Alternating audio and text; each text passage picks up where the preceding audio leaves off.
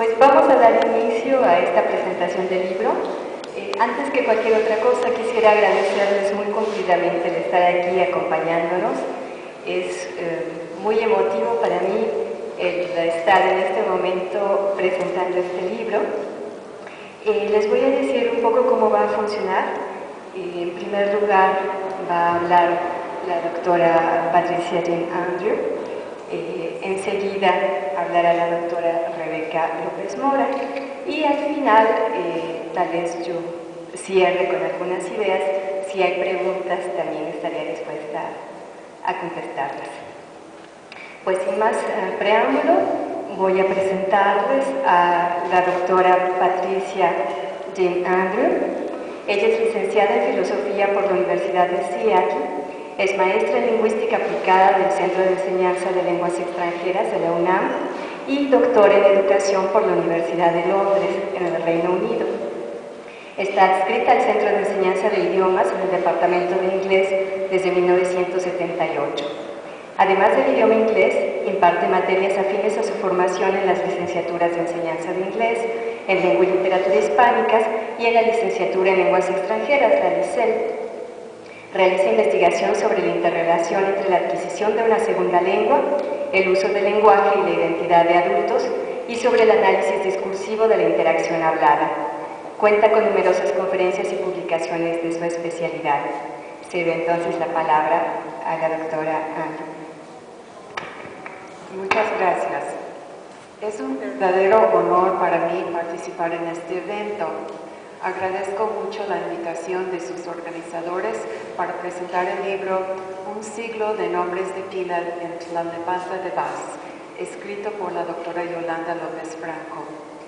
Es una obra de inmensa calidad y su publicación me llena de orgullo porque la autora es, además de una distinguida investigadora, mi colega en la Facultad de Estudios Superiores Acatlán de la UNAM y amiga de muchos años. Ha sido un privilegio seguir su trayectoria profesional desde que era estudiante de la licenciatura, apenas emprendiendo su proyecto de tesis sobre antropónimos. Su entusiasmo por el tema de los nombres de pila se acrecentó en los años siguientes en que realizó sus estudios de doctorado en Francia sobre la onomástica de aquel país. En el periodo que ha transcurrido desde su regreso a México, se ha dedicado a llevar a cabo un estudio extenso en Tlalnepantla de los nombres de pila, pues abarca 100 años de las actas de nacimiento de ese municipio. El libro que se presenta hoy es el producto de esta investigación y muestra la experiencia acumulada, la perspicacia y la madurez intelectual de la autora, que en su totalidad distingue este libro como obra académica. Hay que resaltar que no se encuentra un libro semejante a este en nuestro país, aunque existen algunas tesis y reportes de estudios sobre temas afines, no hay ninguno que tenga el alcance ni el mérito académico de este libro, por eso la importancia de su publicación. El trabajo que se entabló era arduo. La recolección de los datos correspondientes a más de 6.000 registros de nacimiento de niños era apenas el comienzo del trabajo. De ahí fue necesario considerar y sopesar una combinación de factores tanto externos como internos para interpretar lo que estaba sucediendo a lo largo de un siglo.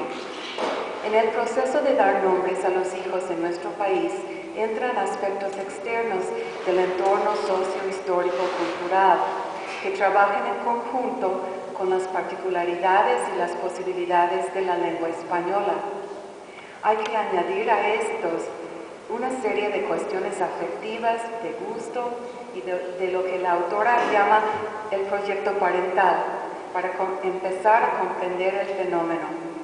Hasta leer el libro no imaginé cuántos elementos, ni cuántas vertientes, ni cuántas sutilezas intervienen en ponerle un nombre a un bebé. La doctora López Franco maneja todos estos elementos y todas las etapas de su investigación con esmero, para que finalmente nos ofrezca una visión realmente ilustrativa de las costumbres detrás de los nombres de pila que prevalecieron durante un siglo en México. La autora traza el recorrido de su investigación en 4 capítulos enlazados de forma lógica. Comienza con el capítulo intitulado En torno del nombre de pila y de Tlalnepantla de Vaz. Este contiene las definiciones y precisiones de los términos que aparecen a través del libro y que reflejan el enfoque teórico de la autora. De mucha ayuda es una breve explicación de las categorías de la antroponimia, esencial para el lector como yo, no familiarizado con esta disciplina. Después entra a la materia que nos interesa con una vista adelantada de las subcategorías de los nombres de pila que ha identificado como características de Tlalnepantla. Ejemplos, los nombres tradicionales como Guadalupe o José, los préstamos de lenguas indígenas como Xochitl o Tonatiuh, y los topónimos o nombres de lugar como América o Italia. Estas son 3 de varias subcategorías más que engloban las costumbres muy particulares de nombrar a los recién nacidos en este microcosmos de México. Nos sirve de aliciente para lo que viene abordado de manera más detallada y sustancial en los siguientes capítulos. El segundo, que se titula Decisiones de orden metodológico, trata de manera concisa los procedimientos que diseñó para construir el corpus a partir de los libros de actas disponibles en el registro civil. Uno se da cuenta que la tarea es mucho más compleja que anotar el nombre de pila que aparece en cada acta.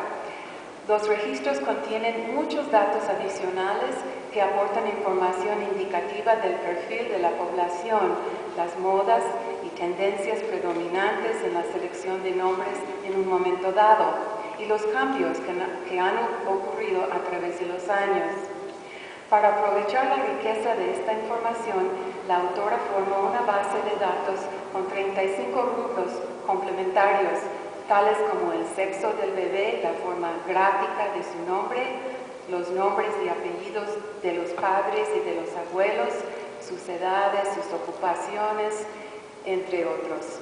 Estos datos permitieron, por ejemplo, comparar los nombres de un niño con los de sus padres y sus abuelos para constatar casos de una transmisión patrimonial. También se pudo observar en otros casos una relación entre la fecha de nacimiento y los días festivos marcados en el calendario litúrgico. La riqueza de datos que se obtuvo de estos documentos fue notable. En el capítulo que sigue, titulado El género y las lenguas de los nombres en Tlalnepantla, la autora presenta la primera parte del análisis de los resultados. Destaca el término género en el título, ya que es por lógica la primera gran clasificación que se realiza con los nombres de pila. ¿Cuáles son los nombres más frecuentes en estos 100 años de niñas y de niños? ¿Cuáles son los más frecuentes en la primera parte del siglo y en la última? ¿Cuáles corresponden a las tradiciones religiosas? ¿Cuáles a la innovación o a la moda? ¿Cuáles nombres caen en desuso y luego resurgen? Estas son algunas de las preguntas de que se ocupa la autora. Evidentemente, las respuestas requieren un análisis histórico y sociocultural. Las explicaciones e interpretaciones que ofrece son siempre razonadas y fundamentadas. Una parte sustancial del capítulo trata de las lenguas en que están expresados los nombres. Es interesante constatar que un porcentaje alto de ellos pertenece al español, un poco más en el caso de los nombres masculinos que los femeninos.